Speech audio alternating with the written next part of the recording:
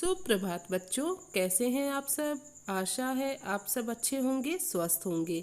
मैं मंजू यादव, आपकी हिंदी विषय की अध्यापिका। बच्चों, जैसा कि आप सभी को ज्ञात है, पूर्व कक्षा में हम हमारी हिंदी रीडर के पाठ 6 प्रायश्चित कहानी का अध्ययन कर रहे थे। आज की कक्षा में हम उसी कहानी को आगे बढ़ाते हैं। आशा है आप सभी को यह कहानी सुनकर बड़ा मज़ा आ रहा होगा। तो चलिए देखते हैं आगे इस कहानी में क्या होता है। बच्चों, कहानी को आगे बढ़ाने से पहले हम पूर्व कक्षा में पढ़े गए कहानी के भाग का दोहरान करेंगे। जैसा कि आप सभी जानते हैं, रामू की बहू एक 14 वर्षीय बालिका थी जो अपने पति की प्यारी और सास की दुलारी थी। वह पहली बार अपने ससुराल आती है शादी के बाद। आते ही उसका हुक्म सब पर चलने लगता है और वह घर में सब कुछ बन जाती है। उन्हीं के घर में एक कबरी बिल्ली रहती थी जो उनकी पालतू बिल्ली थी। कबरी बिल्ली पूरे घर में रामू की बहू से बहुत प्रेम करती थी, लेकिन रामू की बहू उससे बहुत घृणा करती थी। इन दोनों का व्यवहार बिल्कुल विपरीत था। रामू की बहू के आते ही उसकी सास ने सारा घर का काम उस पर सौंप दिया था और पूजा पाठ में मन लगा लिया था। एक दिन रामू की बहू ने रामू के लिए खीर बनाई और उसमें तरह तरह के मेवे डाले और सोने का वर्क उसके ऊपर चिपकाया। उसने खीर से भरा कटोरा कमरे में एक ऐसे ऊंचे स्थान पर रखा जहां बिल्ली ना पहुंच सके, लेकिन बिल्ली हर जगह पहुंच जाती थी। रामू की बहू कमरे से बाहर चली जाती है और बिल्ली देखती है कि रामू की बहू वहां नहीं है, तो वह आती है और ऊपर छलांग लगा करके पूरी खीर को गिरा देती है। जैसे ही आवाज़ आती है तो रामू की बहू कमरे में जाती है और देखती है फर्श पर खीर बिखरी हुई है और बिल्ली उसे खाने में लगी हुई है। रामू की बहू को बहुत गुस्सा आता है। पूरी रात वह यही सोचती रहती है कि उसने इतने प्यार से अपने पति के लिए खीर बनाई और कबरी ने उसे गिरा दिया। अगले दिन रामू की बहू उठती है और देखती है कबरी देहरी के बीच में बैठी है। देहरी क्या होती है बच्चों? दरवाजे के चौखट के बीच में बैठी है। रामू की बहू को अच्छा मौका मिला था कबरी बिल्ली से बदला लेने का।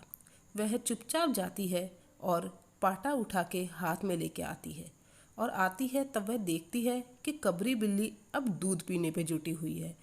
तो रामू की बहू सारा जोर लगा करके वह पाटा बिल्ली पर दे फेंकती है और बिल्ली ना हिलती है, ना डुलती, ना चीखी, ना चिल्लाई और एकदम से पलट गई।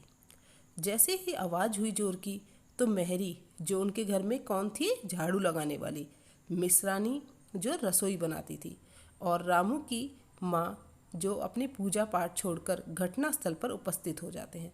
घटना स्थल क्या था बच्चों? जिस घटना जहाँ पर घटित होती है उस जगह पर। और देखते हैं कि बिल्ली बिल्कुल उल्टी पड़ी हुई है।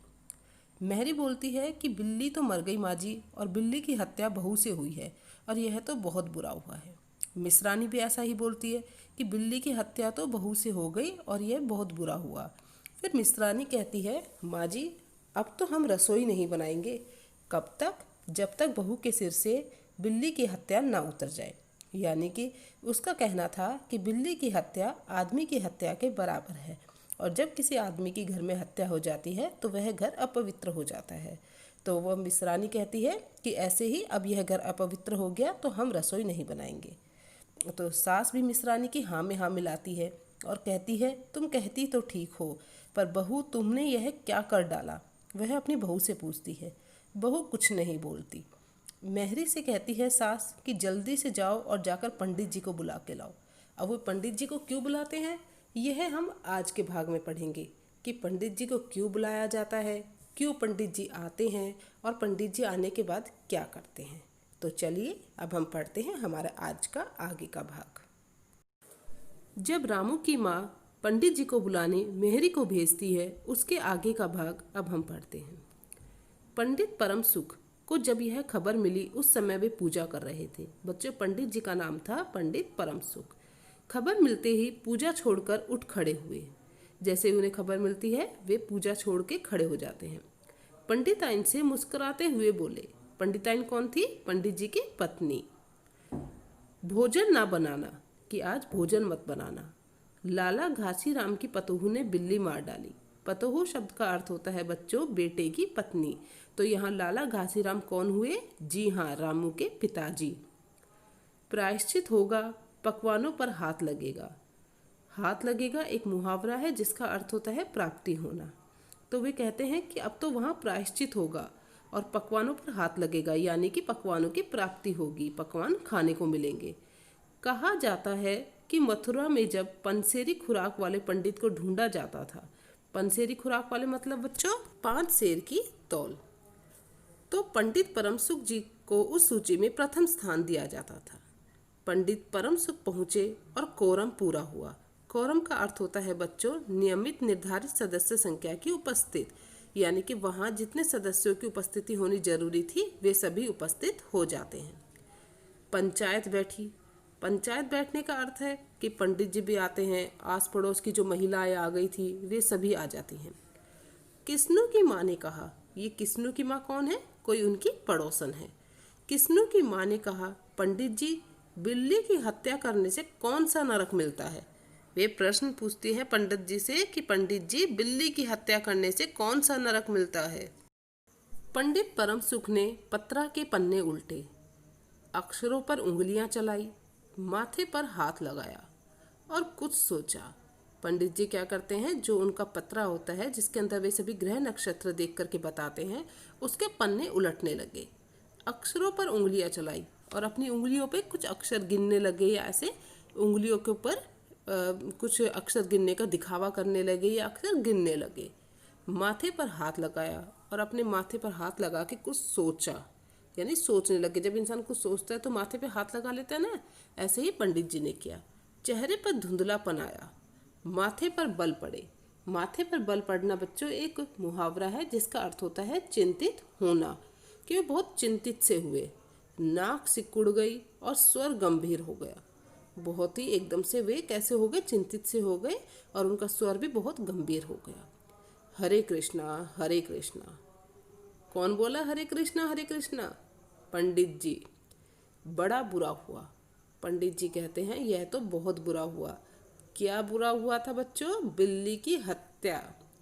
प्रातःकाल ब्रह्म मुहूर्त में बिल्ली की हत्या, घोर कुंभी पाक नरक का पाप है। रामू की माँ, यह तो बड़ा बुरा हुआ। बच्चों कौन सा पाप बताया पंडित जी ने? कुंभी पाक नरक का पाप। किसे बताया? बिल्ली की हत्या को, कि उसके हाथों ये वाला पाप हो गया है। तो रामू की माँ, यह तो बहुत बुरा हुआ। रामू की माँ से कहता है यह तो बहुत बुरा हुआ। रामू की माँ की आंखों में आंसू आ गए। फिर पंडित जी, अब क्या होगा आप ही बतलाएं। वे पंडित जी से पूछती हैं कि अब क्या होगा आप ही बतलाएं। पंडित परमसुख मुस्काए। रामू की माँ, चिंता की कौन सी बात है? शास्त्रों में प्रायश्चित का विधान है, सो प्रायश्चित से सब कुछ ठीक हो जाएगा। बच्चों प्रायश्चित शब्द का अर्थ मैंने आप लोगों को पहले ही बताया था, होता है पश्चाताप करना, यानी हमसे अनजाने में या जानबूझकर कोई पाप हो जाए तो उसके लिए कुछ पूजा पाठ की जाती है, उसी से उस पाप से मुक्ति मिलती है, तो उसी को कहते हैं पश्चाताप करना। विधान, विधान का अर्थ होता है नियम। तो यानी पंडित जी कहते हैं कि शास्त्रों में प्रायश्चित का विधान है, यानी प्रायश्चित करने का एक नियम है, सो प्रायश्चित से सब कुछ ठीक हो जाएगा। रामू की माँ ने कहा, पंडित जी इसलिए तो आपको बुलवाया था, अब आगे बताओ क्या किया जाए? क्या किया जाए? पंडित जी बोलते हैं वापस, यही कि एक सोने की बिल्ली बनवाकर बहू से दान करवा दी जाए। जब तक बिल्ली ना दे दी जाएगी तब तक तो घर अपवित्र रहेगा। बिल्ली दान देने के बाद 21 दिन का पाठ हो जाए। पंडित जी कहते हैं कि बहू के हाथ से क्या दिलवा दी जाए? एक सोने की बिल्ली बनवाकर दान करवा दी जाए, और जब तक बिल्ली नहीं दी जाएगी तब तक तुम्हारा घर अपवित्र रहेगा। यानी घर को पवित्र करने के लिए बिल्ली, सोने की बिल्ली दान देनी ही पड़ेगी। बिल्ली दान देने के बाद पंडित जी कहते हैं इसके बाद 21 दिन का पाठ तुम्हें करवाना होगा अपने घर में। छुन्नू की दादी। छुन्नू की दादी कौन थी बच्चों? वह उनकी कोई पड़ोसन थी।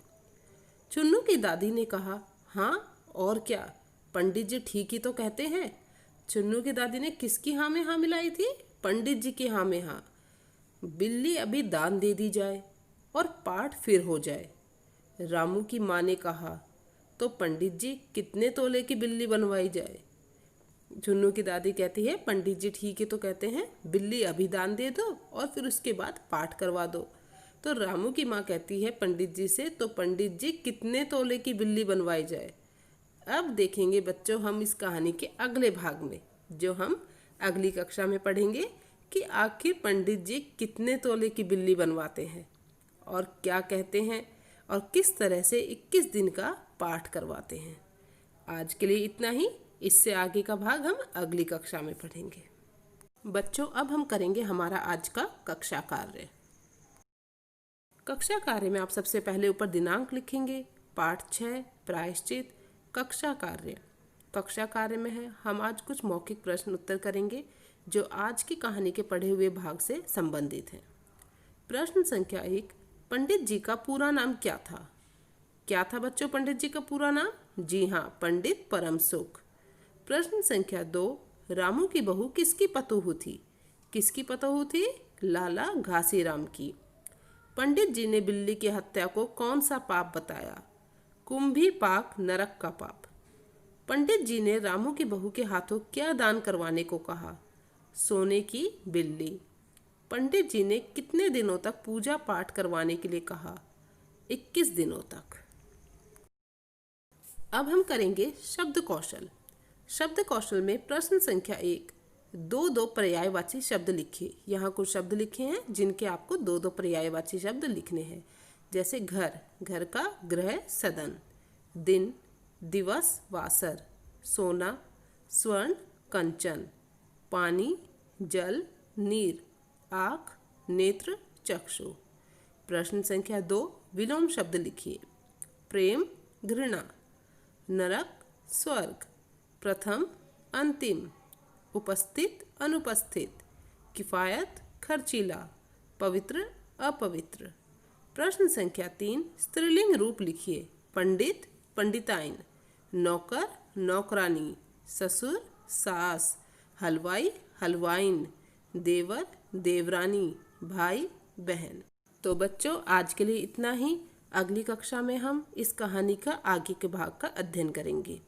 आप अपना कक्षा कार्य साफ एवं सुंदर लिखाई में करेंगे। धन्यवाद।